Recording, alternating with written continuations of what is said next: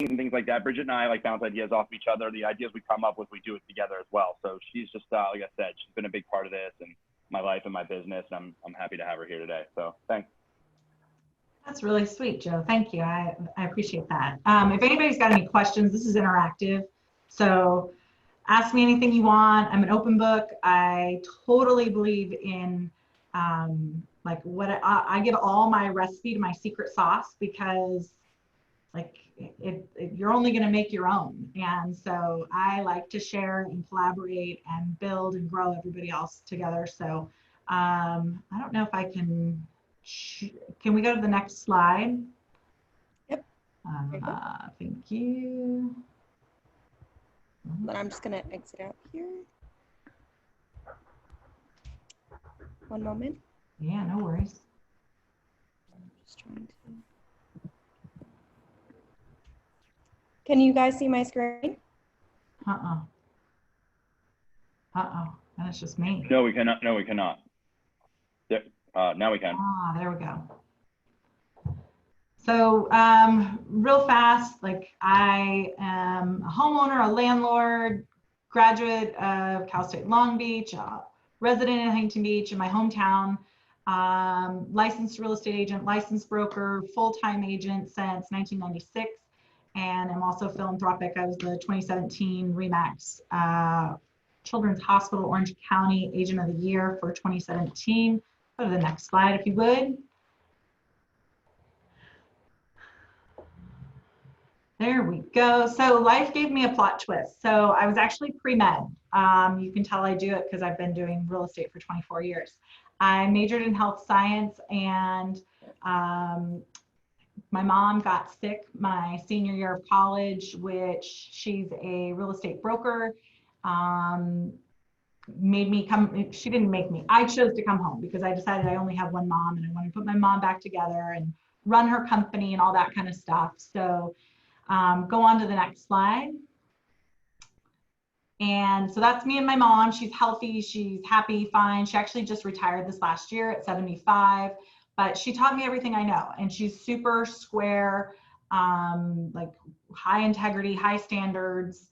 She, like anybody that knows my mom is going to say cement is way more flexible than my mom is, because my mom is just like that super hardcore, gnarly, like really just like, this is how it's going to be. So we're a little bit different in how I call the bedside manner, but she taught me everything I know. So I have to give mom props on that. And also to say, she taught me very early on. She said, there's two different kinds of realtors in the world. And be what you want to be, go with it. Like I said, it's your own secret sauce. But mom's wisdom to me was, listen, you can either turn and burn, where you constantly are filling the funnel, meaning you're constantly generating new contacts, new business, new touches. And there's validity. We need that at some point. But she also said, you could build a business strictly based off of referrals, where all you do is talk to people, you network, you learn more about other people's businesses and how they fold into your business, so that it becomes a symbiotic situation where that they're sending you referrals, you're sending them referrals, that sort of thing. So that was kind of how mom taught me about what to do. Go on to the next slide. So fun little stat for you from National Association of Realtors, 63% of sellers found their real estate agent through a referral, through family, friend, neighbor, that sort of thing. And that's really been the cornerstone of how I built my business, or what I have continued to do in business, because it's so much easier to have a warm referral and introduction, I find, than to go in cold. And so that's really how I formulated and keep going in my business. Go on to the next one. So one of the things, right, like there's a huge agent in my area that probably spends over $100,000 a month just in marketing. He definitely makes more than $1 million a year, and that's great. But I don't want to spend that kind of money, and I don't frankly have that kind of resources. So I'm a big start where you are, use what you have, use the talent and the skill that you have as your leverage, and then go forward with it. And just keep in mind, there's things that we can do that don't cost anything, like being on time, having a good work ethic, being positive, being upbeat, being a source of light and good energy, putting in effort, and your attitude about things when you're talking to other people, and then being coachable. Keep learning, keep growing, keep reading, getting input, collaborating, just like we're doing this morning. Always do extra. If I can say anything right now, there is the biggest opportunity ever. I feel like we are getting our market back, our control back as real estate agents because of COVID. I think that we're now, doors are locking, you got to have signatures, you've got to have appointments, there's no more of open houses dropping in, things like that. So it's a really great opportunity to get traction, go further, farther, faster, and always be prepared. You know, show up for your appointments prepared, show up for life prepared. Go on to the next slide. So I'm big on general public.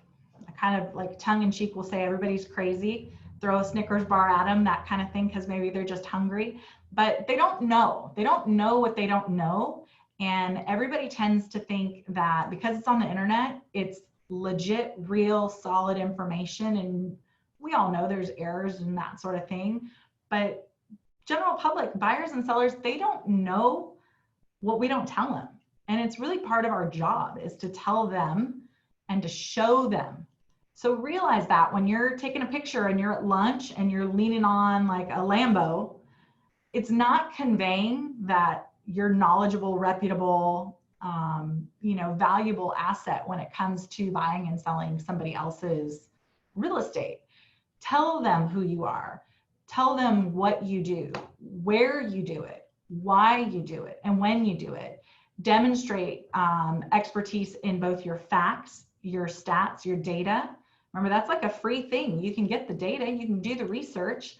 Actions, everything from how you dress, which I will say through COVID, things have, I call it downshifted, where it used to be more of a suit and heels.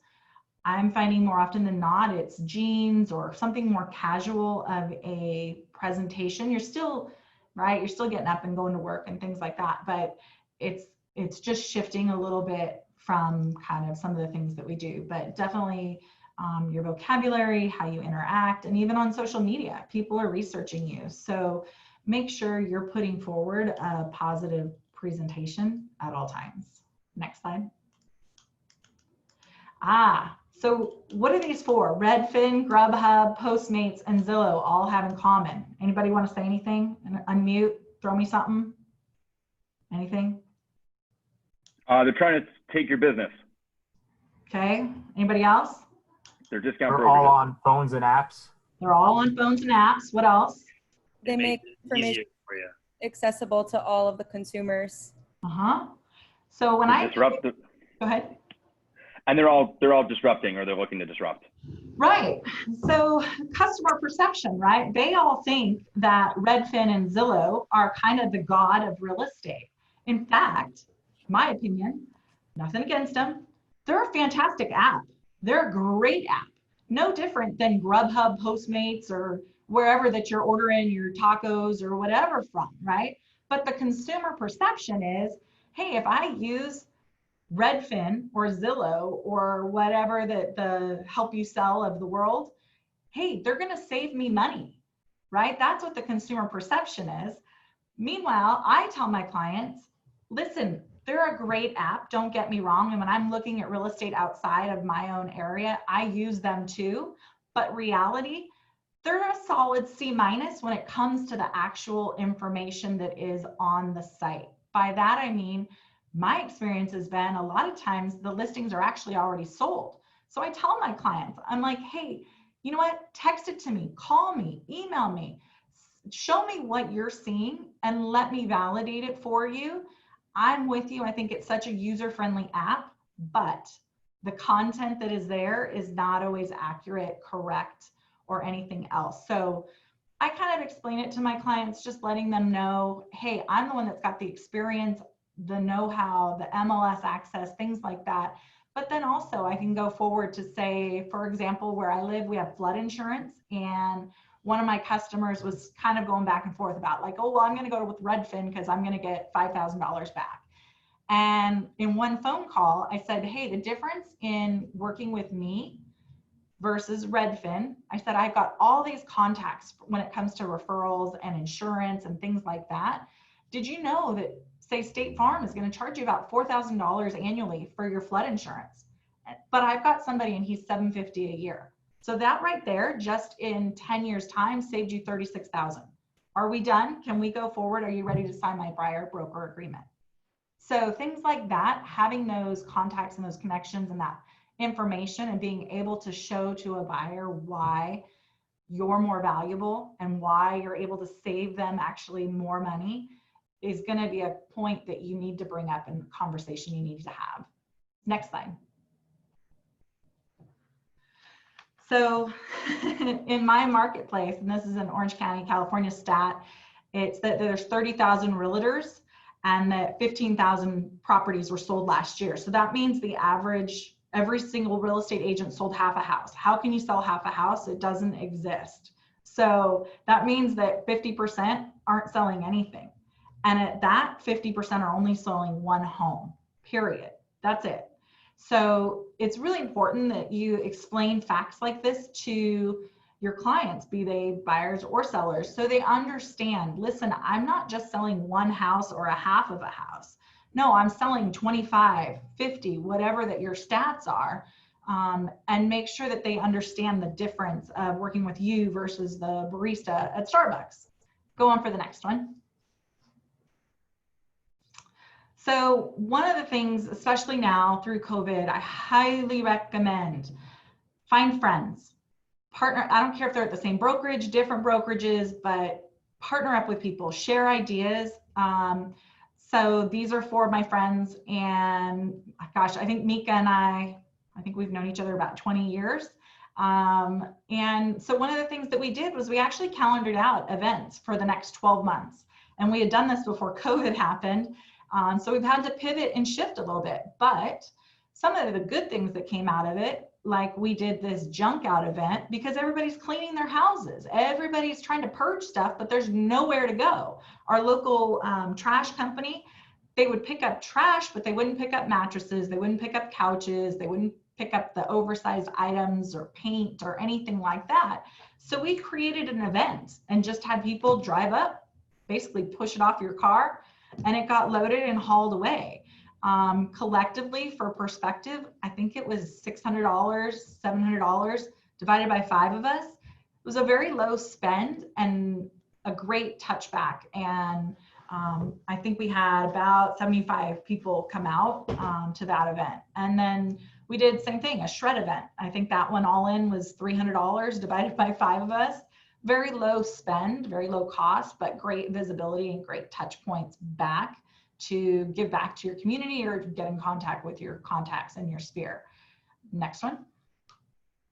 Bridget, I have a question. Yeah. When you hold those, where do you do those events? Do you just do them in like the parking lot of your brokerage, or like what does that look like? So that's a really interesting. So we initially, the first shred event that we held this year was actually at our brokerage parking lot. We went to have the next event at the parking lot, and they said, the overall management company said, no, you're not allowed to because of COVID. And through Lisa's connections, which was an escrow company that's an independent escrow company, they said, come on over, use our parking lot, do it at our event, like do it at our location and give us a little visibility as well. So that's where it comes into networking and talking to other people, building those bridges throughout the industry to shift and pivot, because we literally had to shift the event 24 hours beforehand. So, that's awesome, thank you. Yeah. So one of the big things when you're going to network with other people is to talk about, like, I will never trash talk somebody else. That's just not classy, not what we're going to do. But be honest with the general public and say, what's the #1 complaint that people have about our industry? Is it maybe that we don't answer our phone, or everybody thinks we're at lunch, or what's the perception? Acknowledge it, own it, and then direct with it. And then who, how, what, where, how are you different in that regard? Do you compete on price? Do you compete on quality? Do you compete on content? How do you add value, or what is your added value? What do you do the same and different from others, and be really specific? Go on to the next slide.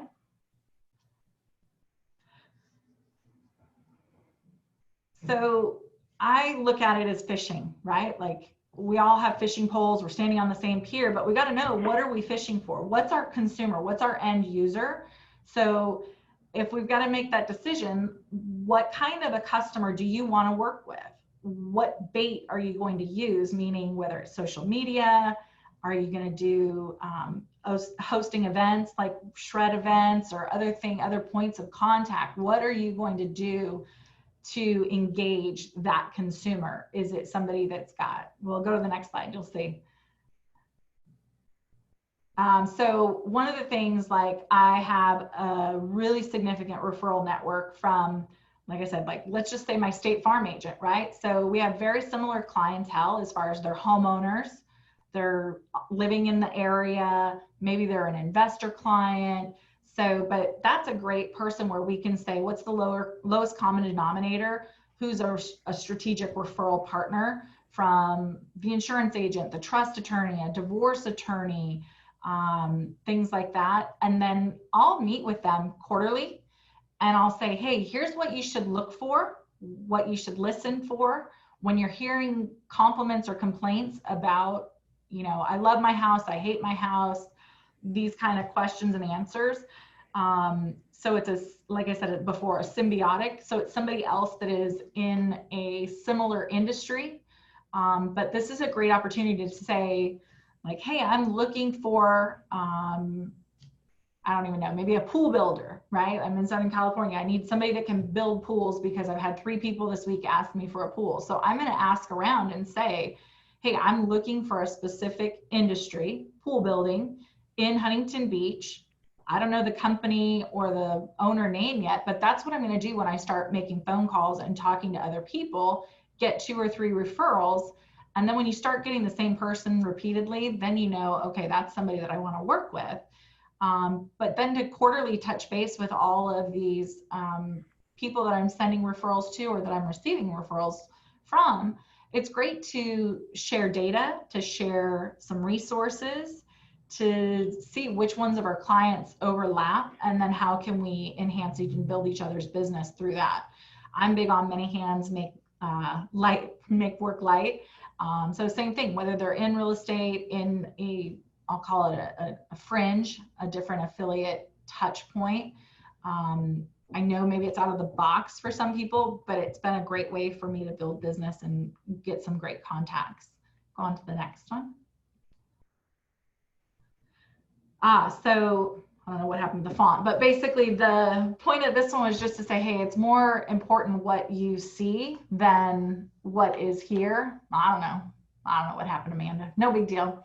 But it's the same exact dwelling before and after, right? So whether maybe we want to sell it as is, that's great. That's fine. Do you want to fix it up? Maybe, but everybody's client and customer in that situation, seller, is different. And so some of that's where you're going to need to have those contacts of the painter, the flooring, different touches, and you're going to need those people on your team so that then you can get these estimates, start getting a gauge of what things cost. Go on to the next one. It's one of the value adds that I'm able to add for my clients. Both the contractor is able to send me referrals like, hey, Bridget, I'm going into this house and they're just busting at the seams. They've got 5 kids now. You know, I heard them saying, can you give them a call? Absolutely. Also, same thing, stager or some of the other contractors being able to refer out. My big ask lately has been solar. And so I've got a great solar guy here in Southern California, and he's done a solar install a month for about the last 12 months. So it's great to have some of these contacts, and your clients are really appreciative as well. Go ahead and go on to the next one. So this was a hoarder house, actually, that I listed. And one of the different ways maybe to think about building your business or growing your business. For perspective, so you guys know, this house is in Redondo Beach. It ended up closing escrow at 1.1 million. I listed it at 8%. So I kept 5% and offered out 3% on the sales side. And I did that because I knew I was coordinating what we call a haul out, meaning movers came in. I didn't pay for it, but I just coordinated it, had contacts in the industry to get the lot cleared. So you've got to have the landscape service, things like that. But that's another way that you can both send out referrals, send out, you know, look at all these people that got work out of this one listing. And yet the sellers were incredibly appreciative because they didn't know where to start, what to do. You know, the mom had passed on, and here they're left with this mess. And I was able to solve it. And I actually got, I think, compensated quite well for it. And everybody left happy. Next slide. This was a sale that I had, and it was on the market for 6 months with another realtor, no offer made. And again, just by painting it, right? Just by being honest with them. I always say the truth is like sunshine, it will come out. So it's much better if you're the one narrating and telling it to the consumer and to the customer. But be it buyer or seller, right? Being able to show them this change and go on to the next one. Same exact house, two different, right? That was the other agent's photo on the left and my photo on the right when it was sold. And I just actually did this week. I was showing a buyer, if we're friends on social media, you've seen a couple of the pictures, and she was really loving this one property, and it's $1 million. And she goes, I really like it, but it's going to need to be painted. And I said, okay, so we'll get it painted. And she goes, how much is it? And I said, well, it's going to be about $4,000 or $5,000. And she goes, that's it? And I said, that's it. And she goes, why am I so worried about that then? I'm like, I don't know. Let's move on. So it's good to know what things cost, but if you don't touch in with those contractors, those service providers, you don't know, and it benefits you both as the listing agent and the buyer's agent. Go on to the next slide. This backyard, the top, I know my pictures aren't awesome. The weeds were as high up as the wall when I opened the back door, and that deck, if I would have stood on it, I would have fallen. And then granted, it's just down to the dirt, but it was so rotted out. And so having a landscaper come out, put in the sprinklers, the sod, doing those 24 by 24, you know, kind of coming up with a plan for the client and then executing the plan. Same thing. This one I charged 7%. I kept 4 and I marketed it out as 3. So on that one was probably, this was a couple of years back. I was going to say that was about a $700,000 home. I'm happy. I think that was a pretty good, you know, benefit to me just to coordinate cleaning up the backyard. Pretty easy. Next. So the big thing when you're networking and sending referrals or talking even with your customer base, keep in mind what the benefit is of working with you. And everybody says, oh, I give great customer service. BS. That means nothing. You have to be really specific. You have to be, usually it's talking about an emotional conveyance or an emotional expectation, outcome, things like that. For me, my thing is all about quality, service, the experience of it. So I want Ritz-Carlton and I'll pay for it. And I want that higher level, think about anything that would and could go wrong, anticipate, plan, and be prepared for it at all times. That's what works for me. And that tends to be the client that I work best with. And honestly, I turn away probably about 20% of business annually, which I know is not maybe like great for sales, but my sanity is so much more important to me. And I say peace is priceless. There was a point in my career that it was, I have to keep the funnel at all times full. And now I'm to a point where I'm like, you know what? I'd rather work with somebody that when we're done, they love me, are constantly on my social media, like, I love you, thank you.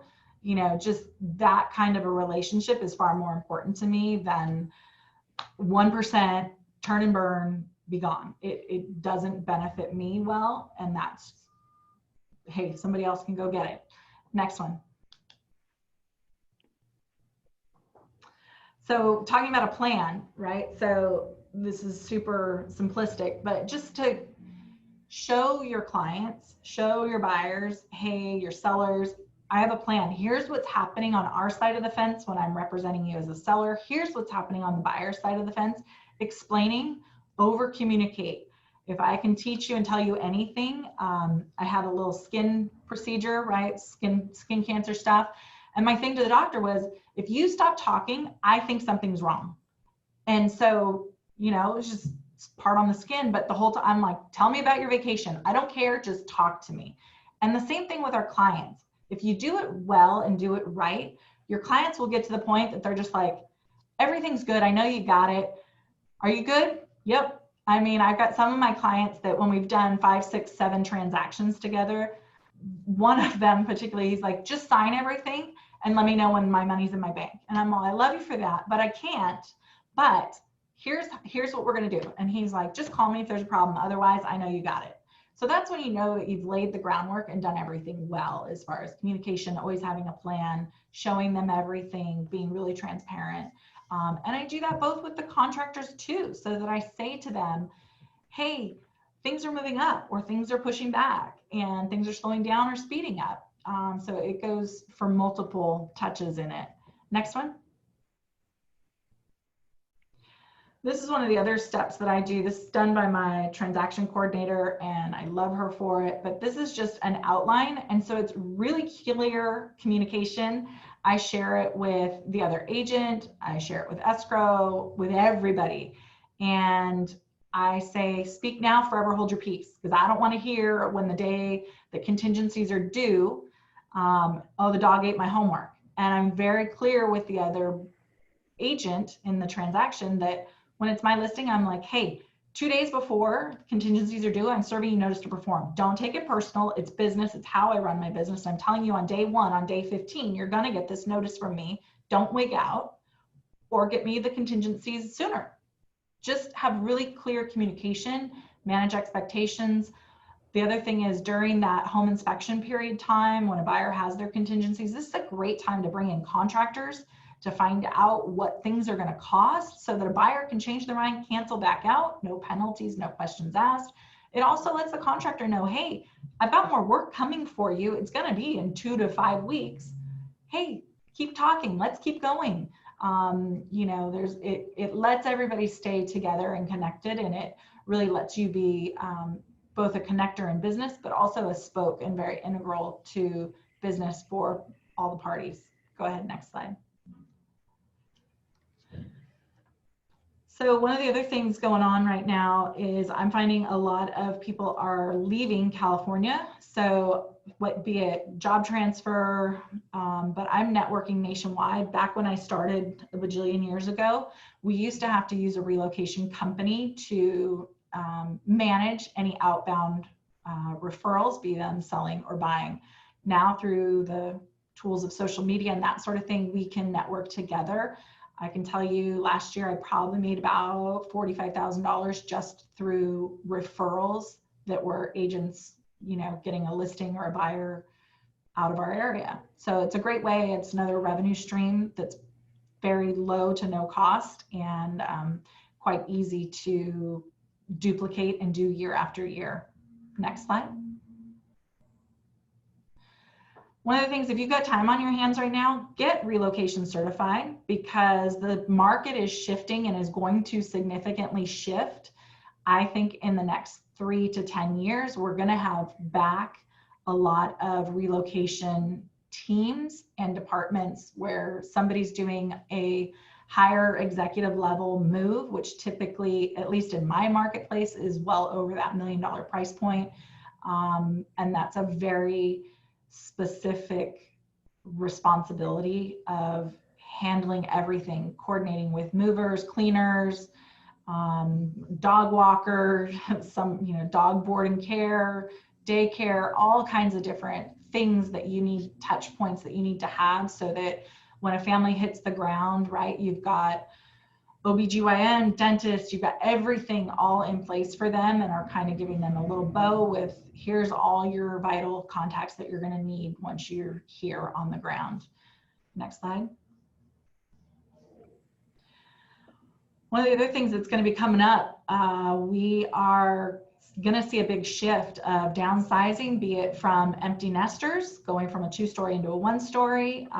In my area, they can what's called Proposition 6090, which is transfer their tax base. There are some rules within that in reciprocating counties throughout the state of California.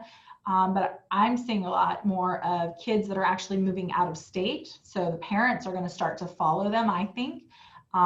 Divorce after COVID, economic downturn is going to be, I think, a significant one. And the other thing is that people are choosing a lifestyle community where that it is, hey, I want to just park my car and walk to Starbucks, walk to the restaurants. So I'm seeing that, hey, in exchange of the big house, people are choosing whether it's a condo or a smaller house, but something where that they're shifting out of the big house into the smaller house out of lifestyle. And so that's a segment that you can go after. And you need to have proper vocabulary of, this is a lifestyle enhancement choice, not financial, because oftentimes they're the same price point. Next slide.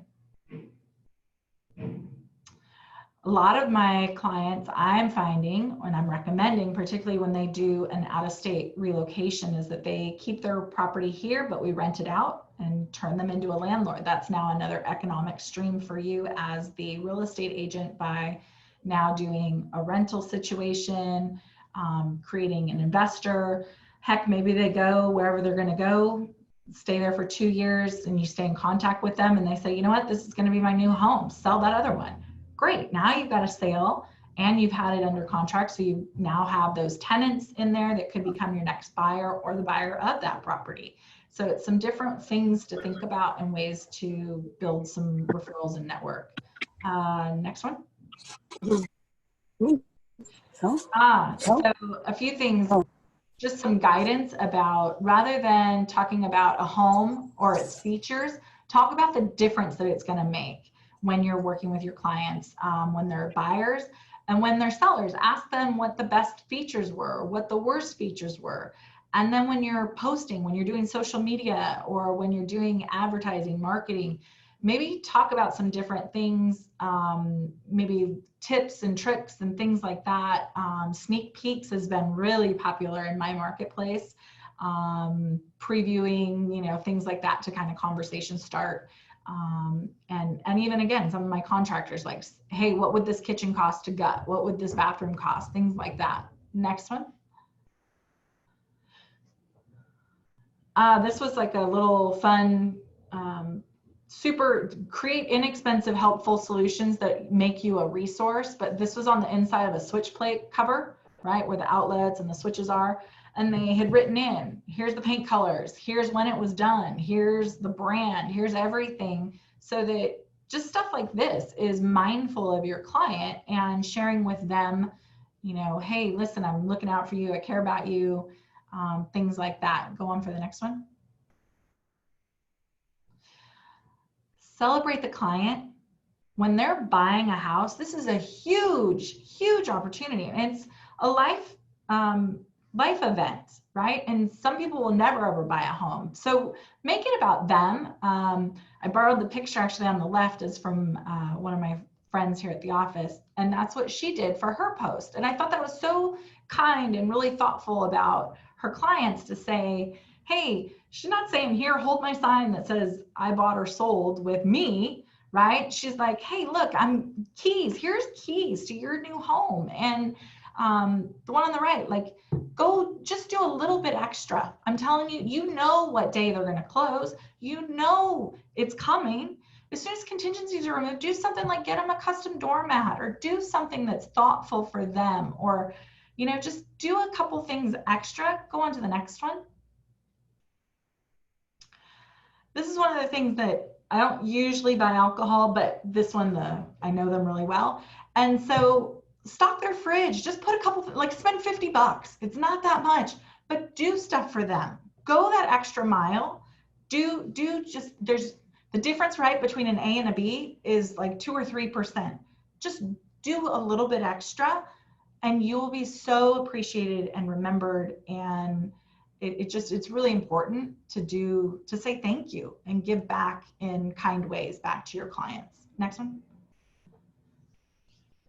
So I'm really specific when I am talking to people, what I'm looking for, whether it's a for sale by owner, if it's like a thrashed house, if, hey, somebody that's passed, right? Work with your attorneys, work with your doctor, talk to people. If you've got a senior living facility or care or different things, hospice even, heck, talk to people, talk to everybody, and then be specific on what your skill set is. Like for me, I like to fix stuff up. I like to get it ready for sale, but it's okay if it's not. And sometimes the expired sales, you got to pick what you want. Just pick 2 or 3 things. Don't pick them all. Just pick 2 or 3, focus, go deep on it, and work on those referrals. Last slide. This is my own triggers. So like, congratulations, just married, just engaged, baby, somebody that's relocating, job promotion. A big one, if anybody out there has any connections to human resources, a relocation department, human resources manager, something like that, that would be a huge introduction, because that's going to be people that are moving in and out of that area with that relocation company, that relocation manager. Empty nesters, these are just kind of triggers for you guys to think about when you are talking to somebody, how to ask for a referral from them, or triggers of what are good things to look out for, life events, because I think that's the market that we're in right now. And that's it. Any questions? Yeah, I have questions. I got a lot of them. That was great, Bridget. Thank you. You said getting our market back. I made a bunch of notes, by the way. That was really awesome. You said getting our market back. What does that mean? So to me, I feel we have been at the mercy of Zillow, Redfin, that they are perceived by the public to have more information than we do. And I think that while I myself would normally do open houses, I think even a lot of my own clients have said to me, Bridget, I'm not going to bother you. I'm just going to go to the open house. And I'm like, no. You're never bothering me. 2, why would you go to the open house when we don't know anything about it yet? Let's look, let's do some research. Why this house? Why this neighborhood? What's going on? So I think now we're able to get back some control. Like they have to call, they have to call you. They have to call us now, right? Is that what I'm hearing, right? So yep. It got to the point where it was getting, Bridget just said answer your phone. She's totally right. So it got to the point where they kind of they might not need us. If there's an open house and they can get the information on Redfin, they can kind of, they can slip away, man. That's really awesome. Now, I heard you talking about, I love how you talked about the, this made me laugh, right? Like, I love how you talked about like the leaning on, I wrote down leaning on the Lambo, right? Like, that's like, they're making it about them, right? The agent, like they're making it about them. And you were saying, I give better customer service. That doesn't mean anything. And I love how you give examples. Like it's very easy how you can show. If I had you over for a listing appointment, I would be like, well, okay, cool. You do professional photos. So does everybody. You'd be like, well, I did. That's where you go the extra mile. And that's really awesome. I love that. And I heard you talk about I'd love to hear you talk more about a shift, because you seem pretty confident in the fact. You talked about a lot of things that I didn't even think about, right? I didn't think about the empty nesters. I didn't think about, all those things. Can you talk more about the shift? Because you seem pretty confident about the market changing in the next 6 to 12 months. So my background, right? I've done this for 24 years and lived through a few downturns and things like that. It's my opinion we've been on the upswing for probably about 8 to 10 years now. And I'm very cyclical. I think that it cycles. Ideally, right, we want to buy low and sell high, except for if you're going to live there forever. And I just think that we are going to have some bumpy roads ahead. Not politics, not anything. I just think time, life, our prices here in our market, it's my opinion, if you are not going to be in the house for the next 6 to 8 years, you need to sell it. If you don't want to hold that asset on your books in the next 6 to 8 years, you need to sell it. If things in your life are going to change, where that maybe you're retiring in 2 years, I would sell it now and go rent, because I think we're going to go down in my marketplace, I'll say 10% to 20% in the next 4 years. I hope I'm wrong. I don't have a crystal ball any clearer than yours, but based on my experience in the marketplace, I feel tension. I call it fluttering. It's really cute on a butterfly. It's not good when it's your heart or your money. And I just think there's so much tension and pressure right now. It has to give. And the give is going to be, I think money is going to tighten up. So if it's something that you need to refi now. Refi today. Do not wait another minute. I just think money is going to get very tight. And I think it's going to be he and she who have the gold are going to make the rules. And so my thing to any of my buyers, if you can qualify and put 5% down, put 5% down, max out what you know, maybe you've got 1 child or 2 kids and you're going to be there for the next 10 years. Great, go all in, that's fine. But I would probably put as little down as possible and hold your money, because I think it's going to be an opportunity market in the next 3 to 5 years. Thanks, Bridge. I don't want to hog all the question time. Anyone else questions? Hey, Joe. Hey, Chris. It's more a comment than I'd say a question. Yeah. I couldn't agree with her more. Things are getting, at least in my market, things are getting overheated. Tell them about that picture you sent me on Saturday morning. On top of the picture, I'll tell you what happened that weekend. Pretty much we had a listing go on the market Wednesday. We did not allow showings until Saturday because of the virus and my client's underlying health conditions. I could see how it was getting for my agent, Melissa, she's on here.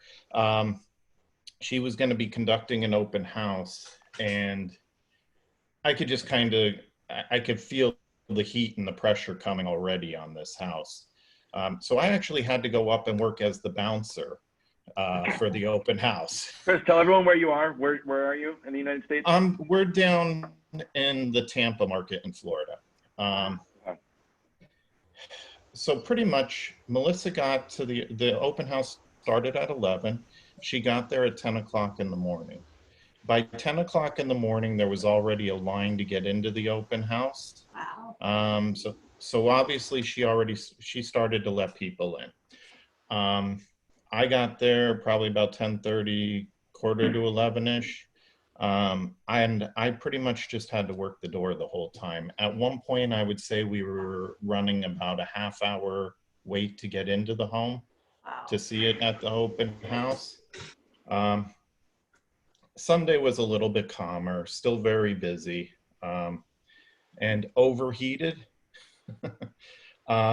This is why I'm going to say that it doesn't take a rocket scientist to figure out. And I mean, Joe, you know, I understand markets pretty good. Yeah, of course. With what I did previously to real estate. I worked as an equities trader for 15 years prior to getting into real estate. I ended up doing best and final on the property because it was a multiple offer situation. By 6 o'clock Monday evening, I had 28 offers on the home sitting in front of me. Wow. What's your first reaction? Chris, you underpriced it, right? That's what a normal person would say. If you truly looked at the if you truly looked at the comps of the home, I actually overpriced it by 10,000. If you really went by what the comps were telling you. Wow. Again, 28 offers. Thank you, Melissa. Again, there's no way I could have done this without you. She had everything organized for me and so on and so forth. Because in the meantime, did you have like the black leather gloves and like a security shirt or what? Like, was there some Bricktown beatdowns going down or what, dude? Well, this is free America down here, so we pack. And I'm joking. I was not. You know what's crazy too? So like, what happens is like, and I love that, right? And yeah, I know your background really well, Chris. I love your insight on this. So like, the thing that is wild to me is like, we having the similar things happening, right? And like, Bridge, I'd love to hear you chime in on this, dude. So like, what about, we had one that was like a 30+ offer situation in like a neighborhood that's turning, but it hasn't turned, it's turning. And like Asbury back in the day? Okay, so Neptune, right? So if you know the area, it's Okay. Neptune, and it was like the price, we had to I think it was almost 25% over asking price. And what I'm getting at here is these things, I don't care about any of that. Like they're still appraising, which is frightening to me. Like that's scary. Like the banks are like, Yes. okay. They're like, all right. So like, if you've been in the business for a minute, you're kind of like, come on, man. Like, I know, like it should, like we flipped a house in Neptune a year ago, and my partner's like, yeah, he told me the numbers, and I was like, that's insane. And it sold for over, like we did well, whatever, but it was like, I was shocked. And, these are the signs, right? So if you've been in the business for a minute, you understand markets, it's kind of like, hey, but I think what Bridget said is really and so like in our market, I was talking to someone this morning, and he's like, everyone's asking me, should I sell my house? And like, the thing is this, is one thing I know is this, man, is like, I'd like to hear everybody's opinion on this, is I told this guy, he's like, yeah, we're going to move to Arizona, and, we have a great house, blah, blah, blah, blah, and we're overlooking the lake. And I said, what do you think about here? Are we just talking, or like, you can't time the market. If you're going to move, you're like, and it's your primary residence, you're going to move because of life events, because someone got divorced, because kids went to school, because somebody died, because someone got a job, all the things that kind of Bridget was talking about, right? So just tell your clients, like, these kind of conversations are for us, right? They're not necessarily for like your investor client. Yeah. By the way, if you have an investor client, they're already thinking like this, right? They're probably 2 steps ahead of you, right? But like for your people that are buying and selling their primary residence, you don't have to get into these like shiftings and like there's no doom and gloom. We just think it's time to just like, what did Bridget, you said like, we're going to pay for our sins or something like that to me. It's kind of like stuck with me, but, yeah, we've had a good run, right? So that's it. People move because of life events. That's all. It's timing the market is, it's like ask Chris Holko about timing the market, right? Like, he's good at it, but it's really hard to do, right? It's just knowing to get out of your mistakes quickly. And then, when you nail it, just letting it go. I mean, this particular home that I was talking about, we ended up putting it under contract for over 20,000 over asking. Now my market is not as highly valued as like yours and Bridget's. We're I'm going to say a more affordable market around here. But there's no inventory. There's nothing. Yeah. And you put no inventory with interest rates below 3%. I mean, it's a perfect storm that buyers are just getting very emotional and just going crazy with their offering prices. That's true. What I'm seeing. Yeah. And then when I bring up the appraisal, I'm just saying like, there's no rules, like no one's in charge, right? Like, you got to tell me to leave the bar at 2 a.m., right? Like someone's got to be in charge or else I'll stay all night, Oh, I mean, obviously I'm representing time to go home. I'm representing the seller on this one. So, I mean, for me, I had like appraisal waiver type things written up for the buyer and so on and so forth. With downside protection for my seller, upside protection for the buyer, types of things that we did, and just to kind of be fair to everybody, but yet protect everyone in the same notion. Dude, that's awesome. Does anyone else have any questions? We're going to keep this within an hour's time. Anything anyone wants to talk about, bring up, questions? If not, I'm just gonna thank Bridgett. That was awesome. I wanted to also, before we go, I wanted to Stephanie, can you say hi? Stephanie Morrison is going to be training next week. And if she can chime in, I was going to have her give a little. Hey Stephanie, what are you going to Joe, I don't want to follow Bridgett. That was too good. There's no way I can come in after that. Bridgett, thank you so much. That I loved it. You know, the one thing that sticks with me is when you put those pictures up of Redfin and all of that and talk about getting the market back, you know, it's exciting that it's our time to shine and we're going to be able to help these people no matter what the market is. But if you think about it, they're compared to like Grubhub, right? You don't want to order a steak from Grubhub. You want to go and pay more and go to the dinner and have it be prepared and, you know, at its right temperature. It's similar. This is not the time to cut corners with your house, you know? So anyways, that's just what I have. And I'm excited to talk about social media stuff next week. I've had a bunch of success with it. And especially for newer agents, I've gotten so many first-time buyers from it, and I'm scared to follow up with what Bridgett just presented, but I'm excited about it too. That's all. Cool. Yeah, Stephanie's going to be doing social media next week, and she's really good at it, and I'm excited because I don't think I'm very good at it at all. I'd love to learn something. Cool. Bridgett, thank you so much for that. That was awesome. I know you're super busy, and like I said, you're super humble, and you come from contribution, and we love you for it. Thanks so much. And also, I just want to add one really quick thing. Bridgett, I don't know if you can hear me. I just unmuted myself.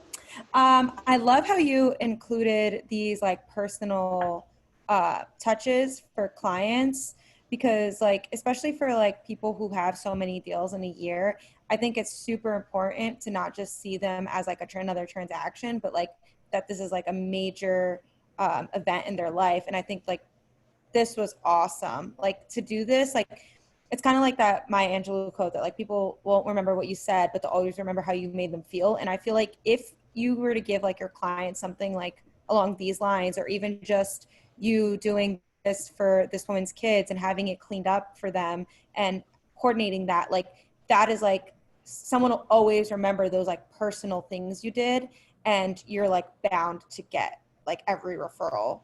Anytime someone mentions real estate, it's not going to be like, oh yeah, one time I sold my house. It's going to be like, I had this agent who did something so amazing for me, and like you'll always get their referrals. And I just think that this was really cool that you included all of this like personal stuff.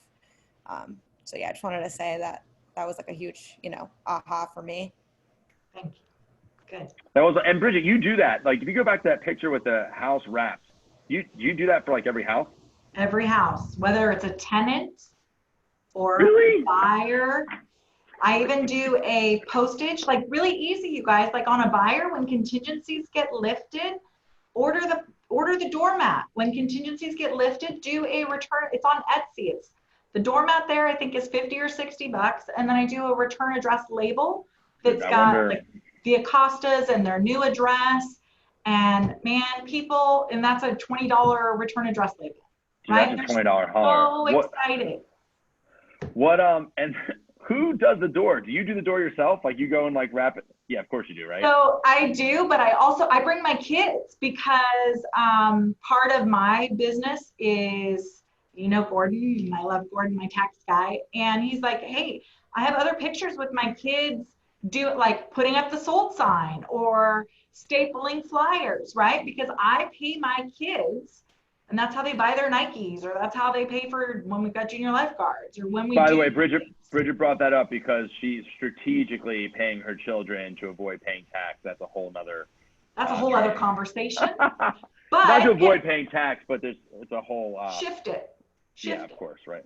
But it gets the kid, like I've got 3 kids, and so it gets them involved, and it gives them more than $5 for their allowance, right? They understand the value of a dollar.